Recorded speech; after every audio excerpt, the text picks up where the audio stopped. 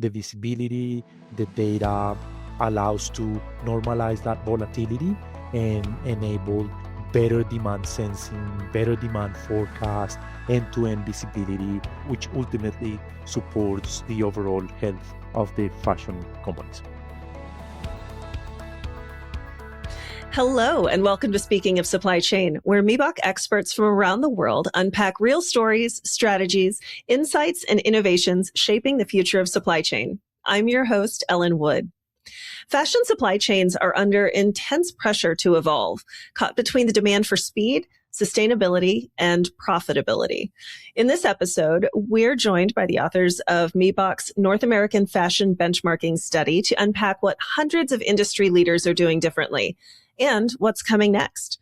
From returns management to omnichannel fulfillment, we're going to explore the supply chain shifts that fashion brands can't afford to ignore.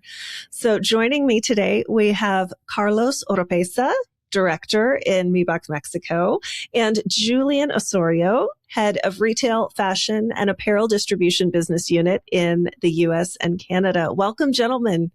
Thank you. Hi, Julian. All right. So let's get into this. The study report that just came out, all about fashion and the supply chain's benchmarks for North America. So this really focused on the US, Canada, and Mexico, and what is happening in this sliver of the world right now. So what are some of the things that are happening? How are brands balancing the cost of visibility and value that can unlock? Because visibility has been a big topic in supply chains as of late. Sure. Yeah, Ellen, as you mentioned, visibility, traceability is being one of the top items pointed out in this study. Companies in the fashion space are treating visibility as a foundational capability, not a nice to have anymore. And they're also sequencing their investments to modernize data pipelines, focusing on digitalization first, and then using this data across different functions within the organization and different functions within the supply chain to improve planning, to implement capabilities on orchestration, compliance, diversification, even sustainability in many cases. So the visibility that this data enables is reflected in better decisions and fewer disruptions, and they can improve their decision-making process. I agree on that. According to our study, is that the companies are investing selectively. They are selecting certain technologies related to IoT, for example, RFID, that had been in the industry for a long time, but as well digitalization and particular investments on traceability. So with this study, it says that the idea is to reduce delays, improve accuracy as well. And with these selective investments, I think you can make value exceeding the cost, I think. Okay. One of the other things that came through on this study, and we're just coming out of the holiday season, but that's the demand volatility. And it came through as one of the bigger pressures that the fashion supply chains are facing right now. So what are leaders doing today that is different from what they've done historically in order to stay responsive? We've talked about the visibility of the information, but what else are they working on in regard to that volatility? Well, Ellen, I believe the leaders, based on the responses of this survey and study and the results we obtained, leaders are mainly focused on building responsiveness in their operating model through data-driven decision, data-driven visibility, looking at lead time reductions, predictive analytics, and improving the cross-functional execution on the planning side. So the visibility, the data allows to normalize that volatility and enable better demand sensing, better demand forecast, end-to-end visibility, which ultimately supports the overall health of the fashion companies. If you remember, Julian, in the study, the participants mentioned as well the upgrading of the processes related to SNOP and IBP. And of course, as you mentioned, connecting with the different forecasting, not the traditional, but including certain AI, it's important, as well as you mentioned demand sensing. In my mind, I think this shifting from forecasting or traditional forecasting to real-time sensing is one of the trends, using these market signals that are really important and the social data that it's part of important understanding on the behavior of the customers, but as well including micro fulfillments, for example, that this is something that can help to adjust and react in a proactively manner for the market. I think that's important. Yeah. Yeah, that's right. Another big component of the actions taken to improve demand volatility is related to a dynamic stock adjustments or inventory optimization in dynamic inventory management that allows the companies to reduce their working capital amounts and be more responsive to changes in demand and customer requirements.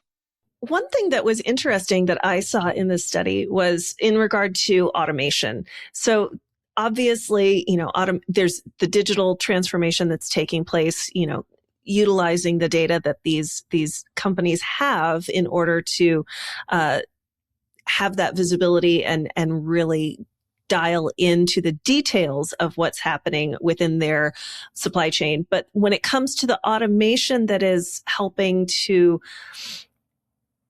facilitate a lot of the work that's taking place, there's a bit of a mixed bag there where companies are not investing in these large, fully automated solutions. But when they do automate, they are being very intentional and very specific about it. So what types of automation are delivering those strong returns on investment that are able to support these supply chains?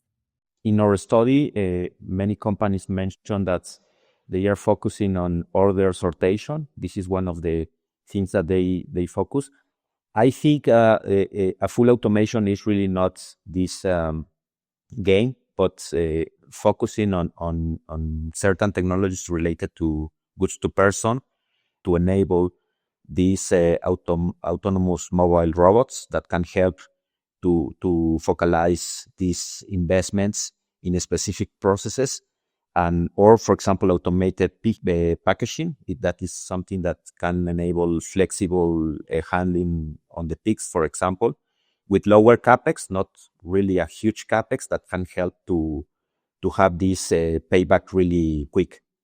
Echoing your point there, Carlos, the study points out the order sortation has a clear ROI and score the highest in terms of automated processes. Also, as we know, sortation sometimes is pretty manual or also very conveyor MHE driven, which we don't have that luxury anymore of a space or capex availability in some of the companies to invest.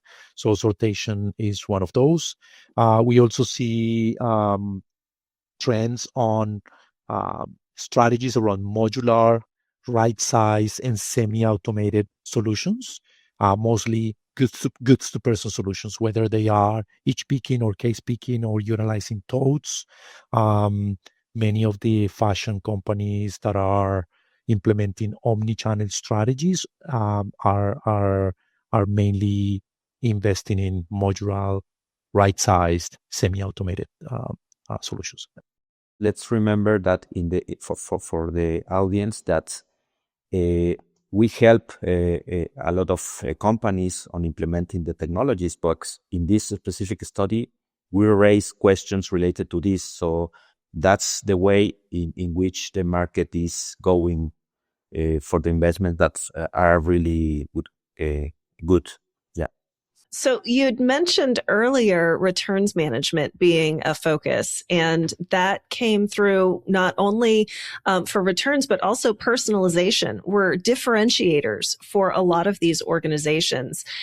Why? I mean, obviously the customer is key. And the customer wants what the customer wants. And the way that online ordering is working these days, the returns management has to be handled well in those organizations, because that's just the nature of shopping, online shopping now. So what are some of those capabilities that are enabling this to become such a key differentiator for organizations?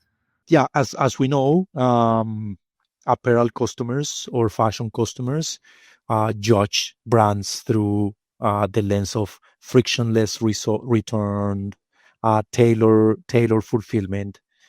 Those capabilities now depend on data-rich execution processes, right? So, clients being able to trace returns digitally through web or apps is becoming again a norm. Is not a nice to have. Is a norm now. Clients are always looking for better visibility, personalized packaging, relabeling. Also, we've seen some increase in how clients are trending or willing to pay a bit more for recyclable packaging or green last mile delivery channels or last mile delivery methods. So that's super important for fashion companies to understand how potential clients or clients are looking for personalization, as well as, again, return management requires a lot of efficiencies, not only on the client perspectives, but internally on how to move those products back, how to incorporate those products back into their networks and the distribution, so they minimize the waste and they minimize getting rid of product or potentially disposing some of that product, which is ultimately impacting cost, impacting profitability. And I think, Helen, Julian, these reverse logistics and personalization are really emerging, since are really logistics differentiators that are really tied to the customer experience. So the post-purchase experience is now a loyalty battleground, I would say, in which if you avoid these frictions, then you will have these really customers with a really good experience. And that's why the driving of the trendy is this pushing on improvement on these specific processes that are not 100% of the flows, but the flows of these are really important to have really a differentiator on the full value chain. And of course, help the companies to reduce the margin loss if you are not handling properly these type of services. Of course, you will have some certain loss of margin as well. This study focused solely on the US, Canada, and Mexico. How are some of the tariffs and trade policy and geopolitical disruptions, how are they shaping that sourcing network and diversification of some of these fashion networks in North America? Yeah, I think we couldn't avoid this subject, specifically to tariffs. There is a lot of exposure there, and shifting policies and global trade impacting what fashion companies do, specifically in North America. What we've seen is a trend on rethinking network design and building operational flexibility within their distribution network, trying to understand multiple or dual paths to distribute products across different geographies: Asia, North America, Europe, LATAM, right? Also, we've seen greater regional integration and greater regional clustering for some of those networks, highlighting Mexico as an example, as a nearshoring hub that is helping diversification and improving lead times, as all the different tariffs and the shifting policies vary in pretty much every week, every day now, right? We also have seen many fashion companies trying to bypass US and trying to find and streamline the sourcing or inbound process to make sure that they understand the cost to serve. And by understanding their cost to serve, they can redesign the network to effectively deal with the variability and exposure to the tariff.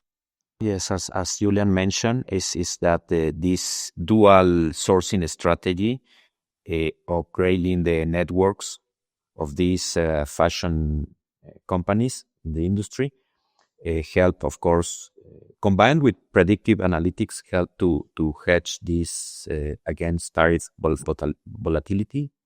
And I see that this risk balance sourcing, the main drivers are Asia and long-distance sourcing for cost, but combined with Mexico and Central America for speeds. With this selective nearshoring, help to be more agile and to have this tariff insulation to avoid or reduce the risk on the full supply chain. And I think these are the strategies that we see in the study, and of course we see in general in the market, specifically for North America. Yeah, I spoke about the China Plus One strategy multiple times early in 2025, and it looks to be like that is the direction that the market is going. So it's interesting to see that come to fulfillment. So to close this out for today, if you had to describe the state of fashion supply chains in one sentence, what would it be? I don't know. Let me start. It's hard for us in one sentence, but I would say a data-driven, visibility fierce supply chains. And if you allow me to extend the comment, it helps to focus on resilience, digitalization, and speed. And particularly, in my point of view, is that the fashion supply chains are becoming hyper-connected with predictive ecosystems that helps on transparency, speed, and of course, to be more competitive at the end. Well, from my side, I'll try my best. I believe fashion supply chains are entering a new era of where visibility, speed, and resilience are becoming non-negotiable or a must-have in order to compete in a very volatile environment, SKU-heavy market, as well as a global trade dynamic, as well as different customer behavior and requirements for service, for personalization, for customization, for even pricing. So that would be my one phrase to describe, or one sentence to describe the output of this fashion study. Well, thank you so much, gentlemen, for joining me today on the podcast and sharing your insights on this important study result. And our viewers, listeners can find that study report at Miebach.com. I'll have a link in the description, the episode description for you today. From the growing importance of visibility and personalization to the pressures of demand volatility and shifting trade policy, today's conversation shed light on how the fashion supply chains are adapting in real time and where the smartest brands are placing their bets for the future. Thank you for tuning in to Speaking of Supply Chain. If this conversation sparked a new idea or touched on a challenge that you're navigating, we'd love to hear from you. You can reach out to us at podcast@Miebach.com at any time. Be sure to subscribe so you don't miss any upcoming episodes featuring experts across our global team and partner network. And tune in next time to hear insights on how AI has shaped supply chains in 2025 and what to expect going into 2026.